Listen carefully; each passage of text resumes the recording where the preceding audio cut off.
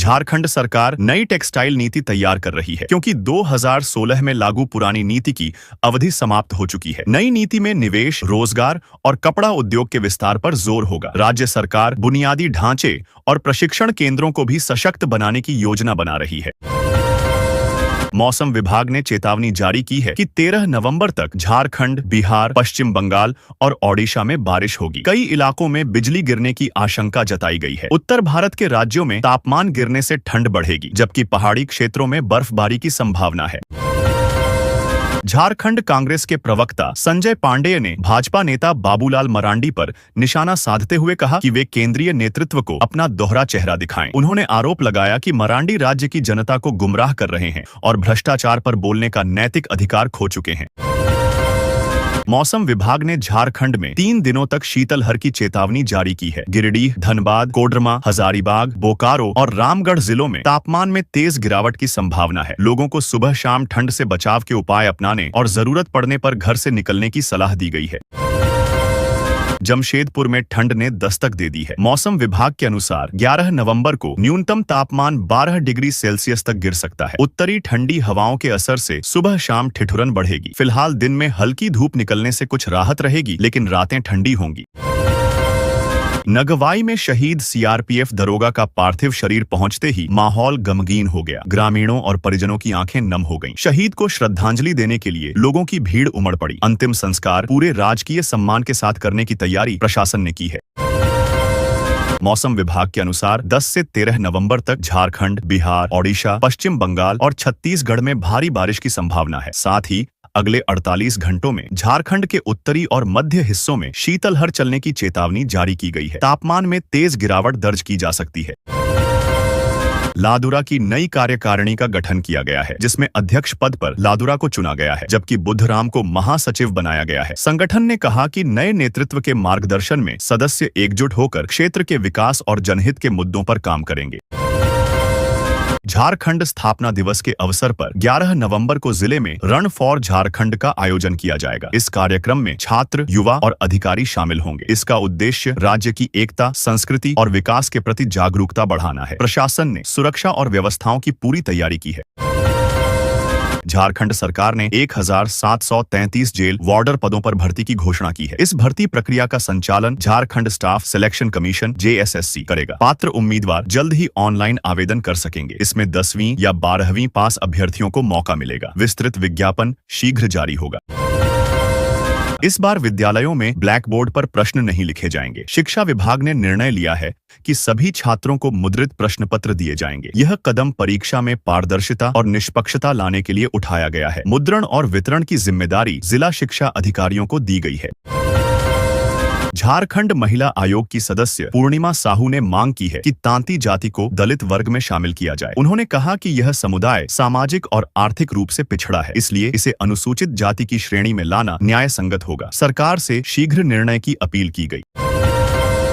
झारखंड के सभी सरकारी स्कूलों में अर्धवार्षिक परीक्षा 16 दिसंबर से शुरू होगी। शिक्षा विभाग ने परीक्षा कार्यक्रम जारी कर दिया है। कक्षा 1 से 8 तक की परीक्षाएं विद्यालय स्तर पर होंगी, जबकि 9वीं से 12वीं तक के लिए प्रश्न पत्र जिला स्तर पर तैयार किए जाएंगे। परिणाम जनवरी में जारी होंगे।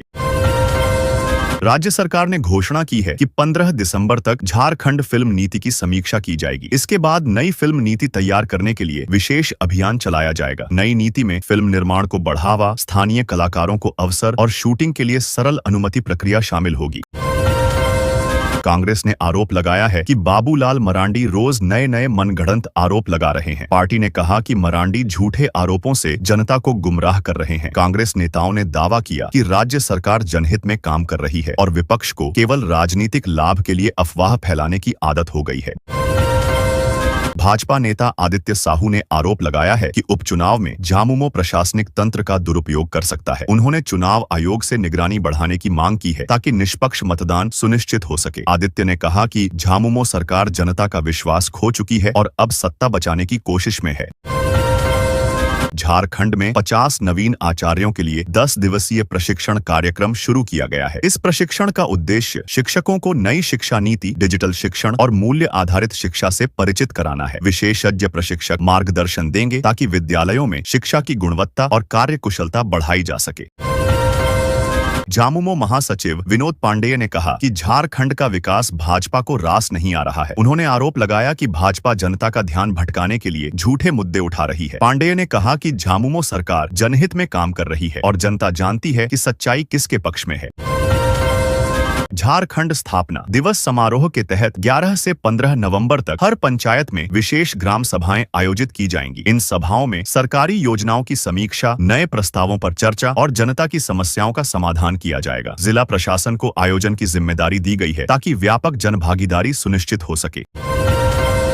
झारखंड रजत जयंती वर्ष के अवसर पर सोनुआ में झारखंड गौरव यात्रा का आयोजन हुआ। इस यात्रा ने प्रदेश में एकता और गर्व की भावना को नई ऊर्जा दी। कार्यक्रम में स्थानीय लोगों ने बड़ी संख्या में भाग लिया। वक्ताओं ने झारखंड की संस्कृति, संघर्ष और उपलब्धियों पर प्रकाश डाला।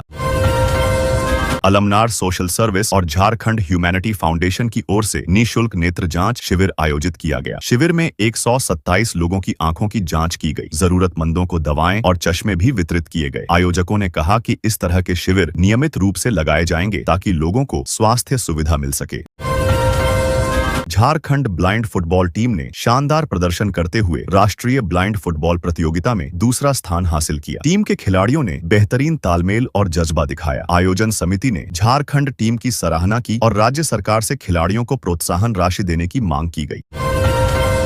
झारखंड में एक खौफनाक हत्या का मामला सामने आया है, जहां एक बच्ची की हत्या कर शव को कुएं में फेंक दिया गया। ग्रामीणों की सूचना पर पुलिस ने शव बरामद कर जांच शुरू की है। प्रारंभिक जांच में हत्या की आशंका जताई गई है। आरोपी की तलाश में छापेमारी जारी है। झारखंड में एक महिला पर अज्ञात अपराधियों ने गोलीबारी की, जिससे वह गंभीर रूप से घायल हो गई। घटना के बाद आरोपी मौके से फरार हो गए। स्थानीय लोगों की मदद से महिला को अस्पताल में भर्ती कराया गया। पुलिस ने मामला दर्ज कर जांच और आरोपियों की तलाश शुरू कर दी है। सामाजिक कार्यकर्ता मणिशंकर ने कहा कि जल, जंगल और जमीन की रक्षा के लिए नौजवानों को एकजुट होना जरूरी है। उन्होंने कहा कि विकास की आड़ में प्राकृतिक संसाधनों का दोहन बढ़ रहा है, जिससे आदिवासी और ग्रामीण समुदाय प्रभावित हो रहे हैं। युवाओं को आंदोलन और जनजागरण की दिशा में सक्रिय भूमिका निभानी चाहिए।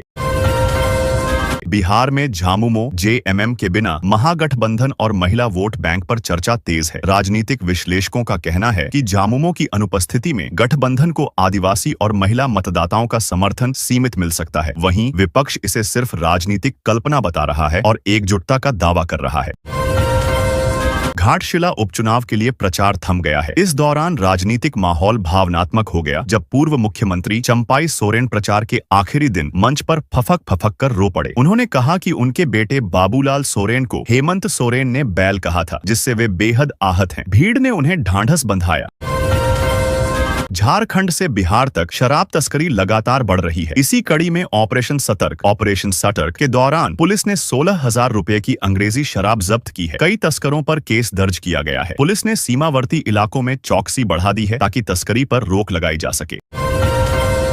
झारखंड के तोरपा रेफरल अस्पताल में मानवीयता की मिसाल देखने को मिली। यहाँ एक सुरक्षा गार्ड ने घायल मरीज को देखकर खुद इमरजेंसी संभाली और प्राथमिक इलाज किया। गार्ड ने कहा, जख्म देखे बिना रहा नहीं गया। बाद में डॉक्टरों के आने पर मरीज को आगे का इलाज दिया गया। लोगों ने गार्ड की सराहना की। भाजपा नेता बाबूलाल मरांडी ने आरोप लगाया है कि झारखंड पुलिस निजी रंजिश में जनता पर फर्जी मुकदमे दर्ज कर रही है। उन्होंने कहा कि सरकार विरोधियों की आवाज दबाने के लिए पुलिस तंत्र का दुरुपयोग कर रही है। बाबूलाल ने निष्पक्ष जांच और दोषी अधिकारियों पर कार्रवाई की मांग की है। झारखंड पुलिस ने 20 किलो गांजा के साथ एक तस्कर को गिरफ्तार किया है। आरोपी खड़गपुर से माल लेकर झारखंड लाने की कोशिश कर रहा था। पुलिस ने वाहन से गांजा बरामद कर मामला दर्ज किया है। पूछताछ में तस्कर ने अपने नेटवर्क के बारे में महत्वपूर्ण जानकारी दी है, जिस पर जांच जारी है। एक भाजपा सांसद ने कांग्रेस नेता राहुल गांधी पर तंज कसते हुए कहा कि शादी नहीं करने का मतलब यह नहीं कि वे जवान हैं, अब बूढ़े हो गए हैं। सांसद ने दावा किया कि राहुल गांधी का जनसंपर्क अभियान अब असरदार नहीं रहा। कांग्रेस ने इस बयान को बचकाना और व्यक्तिगत हमला बताया है। देश भर में 11 नवंबर को होने वाले उपचुनाव को लेकर सभी राज्य और केंद्र शासित प्रदेश तैयार हैं। चुनावी माहौल में सियासी संग्राम तेज हो गया है। सभी दलों ने प्रचार का अंतिम दौर शुरू कर दिया है। सुरक्षा व्यवस्था कड़ी की गई है और चुनाव आयोग ने शांतिपूर्ण मतदान के लिए निर्देश जारी किए हैं।